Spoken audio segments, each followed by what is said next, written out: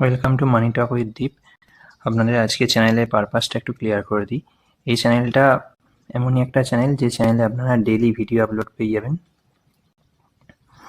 এবং ভিডিওটা মোটামুটি লেট নাইটের দিকে 9টার পরে বা 10টার পরে আসবে।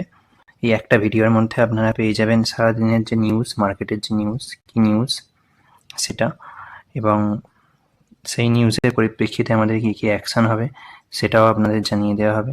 এছাড়াও নতুন কোনো আইপিও আসছে কিনা সেই বিষয়েও কথা বলা হবে।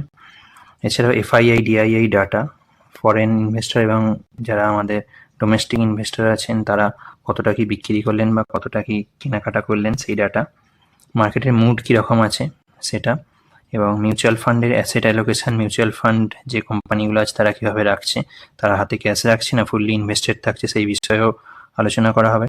এবং ইটিএফ, যারা ইটিএফ ইনভেস্টিং করেন তাদেরও গাইড করা হবে যে কোন ইটিএফে এখন বর্তমানে অনেকটা ডিসকাউন্টে যাচ্ছে সেই বিষয়টা, এবং সবশেষে নিফটি অ্যানালিসিস থাকবে। এই সব কটা বিষয়ই আপনারা সারাদিনের মধ্যে রাত্রিবেলা শুধু একটা ভিডিও দেখলেই পেয়ে যাবেন, এবং আপনাদের কোথাও কোনো খবরের জন্য অন্য কোনো ভিডিও দেখার প্রয়োজন পড়বে না। সম্ভবত বাংলা এটাই প্রথমবার যে একটা ভিডিওর মধ্যে আপনারা সমস্ত কিছুই একটা চ্যানেলের একটা ভিডিওতেই পেয়ে যাচ্ছেন, এবং সেটাও ডেইলি আপডেটের মাধ্যমে। চলুন আজকের খবরাখবরগুলোর দিকে একটু নজর দেওয়া যাক। প্রথমেই থাকছে ইনফোসিস অ্যান্থ্রোপিকের যে ডিল হচ্ছে সেই ডিলের কি ইম্প্যাক্ট পড়ছে, এবং এরপরে ডিফেন্সের আমাদের একটা ফাইটার জেটের ব্যাপারে সরকার একটা নতুন সিদ্ধান্ত নিয়েছে সেটার বিষয়ে কথা বলবো, এবং লোধা ডেভেলপার একটা নতুন ডিল করেছে সেটার বিষয়ে বলবো, এবং ওলা ইলেকট্রনিক্সের মার্কেট শেয়ার কেন এতটা ফল করলো সেই বিষয়েও কথা বলবো, এবং আদানি যে এআই একটা নতুন ডিল করছে সেই বিষয়েও কথা বলবো। তো চলুন শুরু করা যাক। প্রথমে দেখে নিই ইনফোসিস এবং অ্যান্থ্রোপিক, এই দুটো। ইনফোসিস তো আমাদের জানেন একটা আইটি বড় জায়ান্ট। তো ইনফোসিসের সঙ্গে অ্যান্থ্রোপিকের একটা ডিল হয়েছে, যে ডিলের মাধ্যমে তারা কি করবে না, প্রথমে হয়তো টেলিকম সেগমেন্ট যে আছে, এবং এরপরে ফিনান্সিয়াল সেগমেন্ট, এছাড়াও সফটওয়্যার ডেভেলপমেন্ট, এই সমস্ত কিছুতে এই এআইটার সঙ্গে মিলে কাজ করবে, যার ফলে একটা তাদের কাজেতেও গতি আসবে এবং তাদের যে আউটপুটটা হবে সেটা আরও অনেক বেশি নিখুঁত এবং অ্যাকিউরেট হবে। আচ্ছা, এরপরে আমরা দেখে নিই একটা আমাদের ইন্ডিয়ান গভর্নমেন্ট এএমসি এর একটা নতুন প্রজেক্ট এনেছে। এটা কি না, অ্যাডভান্স মিডিয়াম কম্ব্যাট এয়ারক্রাফট, যেটাতে আগে কি ছিল, আগে হিন্দুস্তান এরোনটিক্স লিমিটেড যে কোম্পানিটা ছিল, যেটাকে আমরা শর্টে হ্যাল বলে জানি। তো এই কোম্পানিটাই শুধু কি করতো না, এই কোম্পানিটাই শুধু ফাইটার এয়ারক্রাফট তৈরি করতো। বর্তমানে আমাদের ভারত সরকার কি করছে না, হিন্দুস্তান এরোনটিক্সের যেহেতু অর্ডার বুক প্রায় ফুল হয়ে গেছে, সেই জন্য আমাদের ভারতীয় গভর্নমেন্ট চাইছে যে এখানে প্রাইভেট প্লেয়ারদেরও এন্ট্রি হোক, এবং এর ফলে কি হবে না, কাজে গতি আসবে এবং আরও সুষ্ঠুভাবে আরও সুন্দরভাবে এয়ারক্রাফট তৈরি করা যাবে। আর আমাদের যে ফাইটার এয়ারক্রাফট আছে সেটা তো একটা লিমিটেড টাইমের মধ্যে তৈরি করতে হয়, কারণ আজীবন কাল ধরে ফাইটার এয়ারক্রাফট তৈরি করতে গেলে ডিফেন্সের সঙ্গে কম্প্রোমাইজ করা হয়ে যাবে। সেই জন্য প্রাইভেট প্লেয়ারকেও এখানে এন্ট্রি দেওয়ার কথা ভাবা হচ্ছে। এখানে আদানি, তাছাড়াও টাটা, ভেল, এল&টি, এসব এরকম অনেক বড় বড় কোম্পানি এখানেতে অংশগ্রহণ করবে, যারা মিড 2029-এর মধ্যে 5th generation defence fighter aircraft তৈরিতে সাহায্য করবে। আচ্ছা, এরপরে খবর দেখে নিই। লোধা ডেভেলপার কি করেছে না, পুনে বেসড একটা কোম্পানি সলিড রাইজ রিয়ালিটি। তো এই কোম্পানিটা পুনেতে বড় বড় হাই রাইজ বিল্ডিং তৈরি করতো। এই কোম্পানিটাকে অ্যাকোয়ার করেছে 300 কোটি টাকায়। এটা সিএনবিসি টিভি 18-এ খবরটা প্রকাশিত হয়েছে। এরপরে আসে ওলা ইলেকট্রিক। এটা নিয়ে অনেকেরই প্রশ্ন থাকে, এখানে অনেক রিটেল ইনভেস্টার ফেঁসে আছেন যে এটাতে কি করা যেতে পারে। এটা একটা আইপিও আসা থেকে একটা প্রায় 157 রুপিসের মতো একটা হাই লাগিয়েছিল, সেখান থেকে এখন অনেকটাই নিচে চলে এসছে।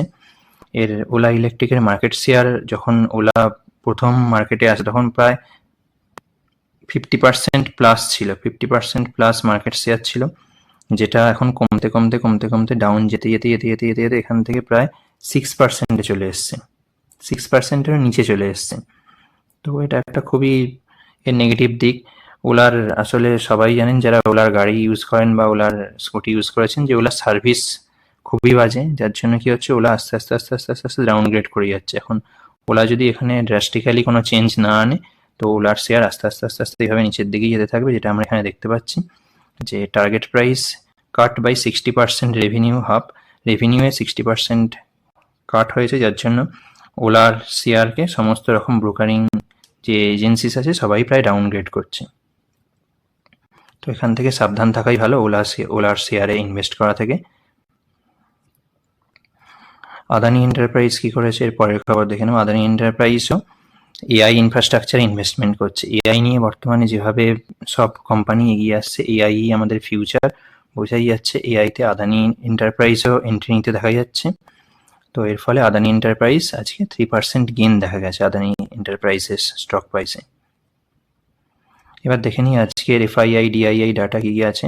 আজকে দুজনেই নেট বায়ার আছে। আমাদের ডোমেস্টিক ইনস্টিটিউশনাল ইনভেস্টর 187 কোটি টাকার বাইং করেছে এবং ফরেন ইনস্টিটিউশনাল ইনভেস্টর আজকে 995 কোটি টাকার বাইং করেছে। তো দুটো দিক থেকেই পজিটিভ বাইং হয়েছে, যার জন্য আজকে মার্কেট নিচে যায়নি, সাইডওয়েজ গেছে। এর আগের দিনই আমরা আলোচনা করেছিলাম নিফটি অ্যানালিসিসে যে মার্কেট একটা সাইডওয়েজ ট্রেন্ড আছে। আজকে মার্কেট মোড ইন্ডেক্স দেখে নিই। আগের দিনে ছিল গ্রিডে ছিল মার্কেট মোড, এই জায়গাটায় ছিল, এখান থেকে আর একটু ফিয়ারের দিকে এসছে। এটা তো আমরা আলোচনাই করেছি, মার্কেট ওভারঅল যেখানেই যাক একটা অনেকটা নিচে এসেছিল, সেখান থেকে একটা সাইডওয়েজ মুভমেন্ট আসতে পারে, এসে কিন্তু আলটিমেটলি মার্কেট ডাউন ট্রেন্ডেই আছে, নিচের দিকে ট্রেন্ডেই আছে মার্কেটে এই মুহূর্তে কোনো স্ট্রং আপ মুভের কোনো সিম্বল নেই। সেই অনুপাতেই দেখতে গেলে মার্কেট ফিয়ারে এসছে কিছুটা। আচ্ছা, এবারে বড় mutual fund company asset allocation দেখে নিই। এখনো আজকেও তারা অ্যাসেট অ্যালোকেশনে সেরকম কিছু চেঞ্জ করেনি। ইকুইটিতে 76.84%, ইকুইটিতে ইনভেস্টেড আছে, ক্যাশ 21.45% এবং ডেট 1.71% হোল্ড করছে। আচ্ছা, যারা ইটিএফ ইনভেস্টিং করেন তাদের জন্য আজকেও দেখিয়ে দিই যে 20 ডিএমএ থেকে প্রায় 9 কি 10%-এর মতো ডাউন আছে IT sector, HDFC, Nifty IT ETF এবং টেক ইটিএফ, এগুলো এই তিনটে আজকে যথেষ্ট পরিমাণে ডাউন আছে। আচ্ছা, এবার চলে যাই আমাদের মার্কেট অ্যানালিসিসে। আজকে মার্কেটে প্রায় সব সেক্টরই ছোটোখাটো রকমের পজিটিভ মুভমেন্টেই আছে। শুধু private bank, oil and gas একটু খুবই সামান্য একটু নেগেটিভ পেয়ে আছে, তাও প্রাইভেট ব্যাংক 0%, একই সেম জায়গাতেই আছে। আজকে মার্কেটে সেরকম কোনো মুভমেন্ট নেই, একটু নিচের দিকে খুলেছিল মার্কেট, তারপরে রিকভার করে আগের দিনের লেভেলেই প্রায় এসছে। নিফটি ডিফেন্স একটু আপ আছে আজকে। পিএসইউ ব্যাংক আজকে যথেষ্ট আপ আছে, প্রায় 2.11%। পিএসইউ ব্যাংকে আজকে একটা ভালো র্যালি দেখতে পাওয়া গেছে। ফার্মা একটু আপ আছে, অটো একটু আপ আছে এবং আইটিতে আজকে একটু মুভমেন্ট দেখতে পাওয়া গেছে। ওই যে ইনফোসিসের যে খবরটা আপনারা শুনলেন, ইনফোসিস অ্যানথ্রপিক ডিল হচ্ছে, তো সমস্ত কোম্পানি কি করছে না, এই আইতে আস্তে আস্তে অন্য কোনো বড় কোম্পানির সঙ্গে পার্টনারশিপ করছে। এটা যদিও আমাদের আইটির দিক থেকে একটা পজিটিভ দিক। ক্রুড অয়েল একটু 2.16% ডাউন আছে, এটা একটা ভালো দিক। ইথেরিয়াম 0.23% পজিটিভে আছে, বিটকয়েন 1.49% নেগেটিভে আছে, গোল্ড 2.28% নেগেটিভ আছে। চায়নার মার্কেট অল্প একটু আপ আছে, 0.52%। জাপানের মার্কেট 0.4% আপ আছে আজকে। ন্যাসড্যাক 0.09% ডাউন আছে এবং ডাউ জোন্স আমেরিকার 0.11% আপ আছে। আজকে ইন্ডিয়ান ভিক্স ভোলাটিলিটি ইন্ডেক্সে অল্প একটু ডাউন দেখতে পাওয়া গেছে, প্রায় 5%-এর কাছাকাছি ডাউন এসছে। এর জন্য মার্কেট একটু স্টেবিলাইজ হতে পারে, কারণ ভোলাটিলিটি যত কমে আমরা জানি মার্কেট তত স্টেবিলাইজেশনের দিকে যায়। স্মল ক্যাপ আজকে অল্প আপ আছে, মিড ক্যাপ অল্প আপ আছে, ব্যাংক নিফটিও অল্প আপ আছে। নিফটি তো প্রায় সাইডওয়েজ মুভমেন্টই আছে, আগের দিনেতেই এটা আলোচনা করেছিলাম। গিফট নিফটিও এখন সাইডওয়েজ সিম্বলই দিচ্ছে। যদিও আজকে চার্টটা একটু দেখে নিই।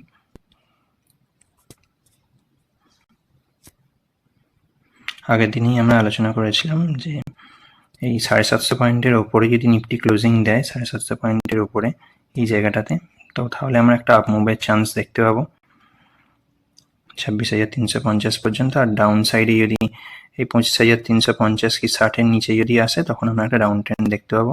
এখনো পর্যন্ত এর মধ্যেই একটা রেঞ্জ বাউন্ড ঘোরাফেরা করছে দেখা যাচ্ছে আমাদের নিফটি।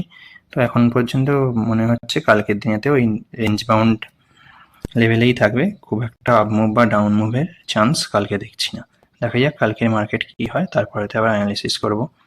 আশা করি আপনাদের ভিডিওটা ভালো লেগেছে। আপনাদের মূল্যবান সময় দেওয়ার জন্য ধন্যবাদ। এবং আপনাদের আরও কী বিষয়ে ভিডিও চান বা আপনারা যদি আপনাদের মিউচুয়াল ফান্ড পোর্টফোলিও রিভিউ করাতে চান তাহলে আমাকে কমেন্টের মাধ্যমে জানাবেন, আমি আপনাদের সমস্ত রকম কমেন্টের রিপ্লাই করি। আজকে ভিডিওটা দেখার জন্য যথেষ্ট ধন্যবাদ, ভালো থাকবেন।